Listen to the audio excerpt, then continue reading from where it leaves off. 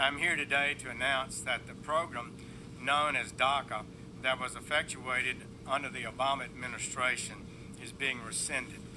The decision to end DACA sparked protests across the country. He says this community simply doesn't have that long. Donald Trump has decided to phase out the Deferred Action for Childhood Arrivals, or DACA. Many of the 800,000 Dreamers will begin to lose their protection in March of next year. President's decision on DACA For are all making of their those voices DACA, heard. you have Dozens of nothing to Dreamers worry about, no protested action. Yesterday outside President Trump's D.C. hotel. They held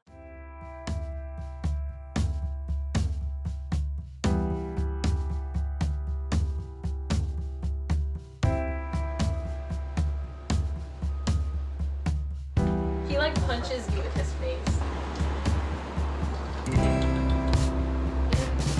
We used to say that he punch kisses, as he just like pecks you with his face. He just like he like lunges. There's no warning. He just punches you. You're gross. Yeah. My story with DACA is, I suppose, isn't the most ideal because I didn't even know that I was an immigrant till I was a lot older. I knew that I came from Mexico, I knew that, but I lived like here in Texas my whole life. You want some meat? My name is Maria Guadalupe Lerma Céspedes, but I go by Pita. I was born in San Luis Potosí, Mexico. I lived there for about 3 years. I mainly grew up in Corinth, Texas, which is about 15 minutes away from where I live now in Denton. I go to school at North Central Texas College. I am pursuing a degree in psychology. I just finished my first class of the day. That is my philosophy class. And I'm preparing to go into my psychology class next. I'm not letting the cold and flu season bother me or impede me from going to class. It's important.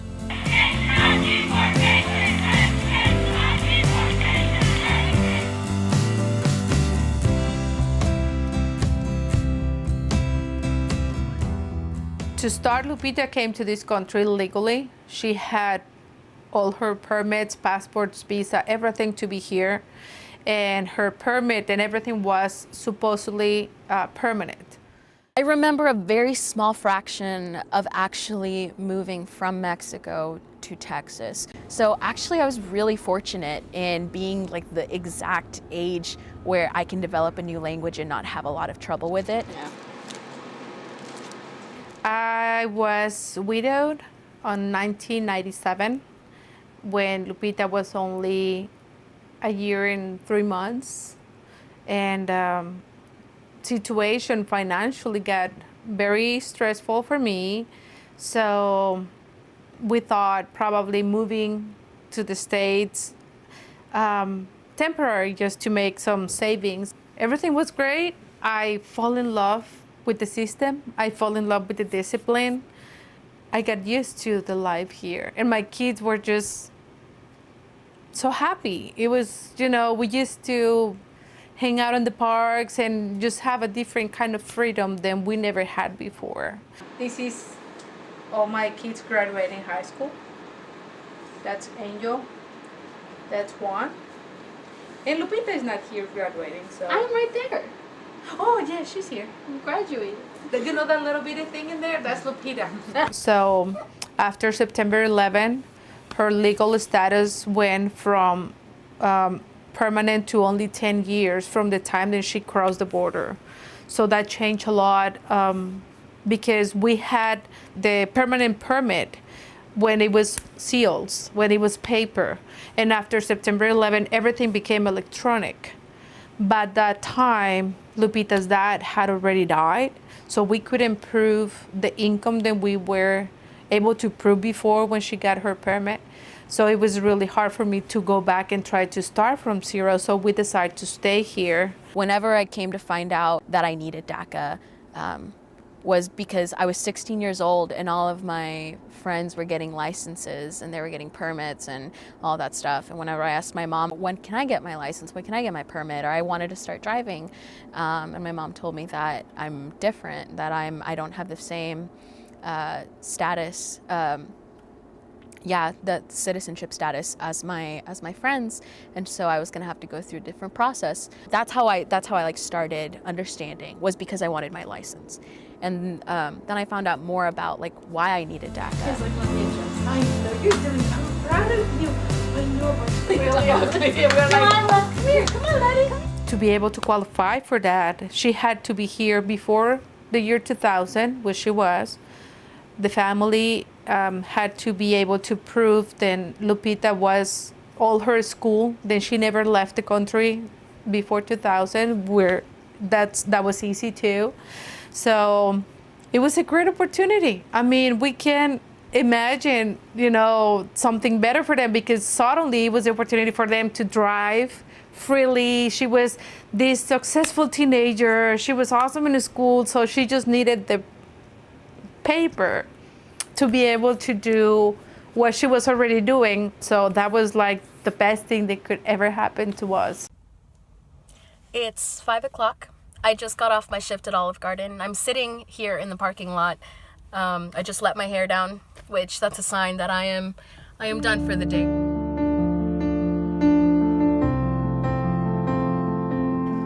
The news of DACA being repealed actually hit me a lot harder than I thought it was going to. I realized that the more that I learned about DACA, also the more that I learned that a lot of people around me were also DACA recipients. And I started seeing the people behind this. But by taking that away, it takes away like everything. It takes away their opportunity to achieve those goals, to achieve those aspirations, to see those dreams come true one day. And I think that really sucks. I think that it shouldn't have to be such a big part of their lives, but it is. Like every implementation that is made is going to affect the American people in some way, shape, or form. But what those people, I guess, fail to really concentrate on or to even like consider is the fact that might affect you a little bit, but if this is taken away, it's going to affect these people like completely. And the way that they see it is like, well, that's not my problem. I can sound political, and I would be an ignorant if I talk about politics. Frustrating is probably the best way to describe. I wish I could make, and I talked to Peter before, and I said, I wish I can make a list of what is being done and the quality of life that we had. I wish I can just show it to someone to say there is millions of kids and they've been working so hard. And it's like suddenly somebody unplugged that opportunity, It's just, they just took that away from us. Everything that my kids achieve here is just so awesome that I can't feel anything else but frustration. My life can't be complete without the freedom of my kids. Yeah. Last year, I went through a little period where I was away all summer. So whenever I came home, I didn't apply in time. I didn't have the money for it. And so, and my previous application had expired. And so suddenly, I was in this really weird place where I couldn't work to make the money to pay for the application for DACA. And so suddenly I couldn't work. I couldn't register for school, and my driver's license was invalid. But I was just in a bind. I was in a very scary place where I began to feel vulnerable in a way that I never had before. Like, who would have thought that the ability to work, the ability to drive legally is a luxury? But it is a luxury. It is. That safety and security, that is a luxury. Because I witnessed firsthand how hard she works for everything that she had.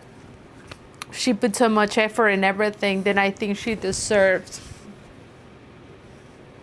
the freedom. I'm not saying, help or financial help. No, just she deserves to be able to get in her car and knowing that she's safe from an immigration status check. Every time when Lupita called me, the first question, are you okay? You know, it's not fair. It's not fair. And I'm not talking accidents. I'm talking she's exposed to so much that whatever happens, she's not safe. All of my fondest memories are here. Me and my older brother were born in Mexico, and I know that we both love and appreciate the idea of Mexico and our culture. We do take pride in that. But we were raised here like the rest of my siblings. Look at me and Juan. I was so much cuter than him. My middle brother was born in Bronzeville, and my two little siblings were born in Dallas.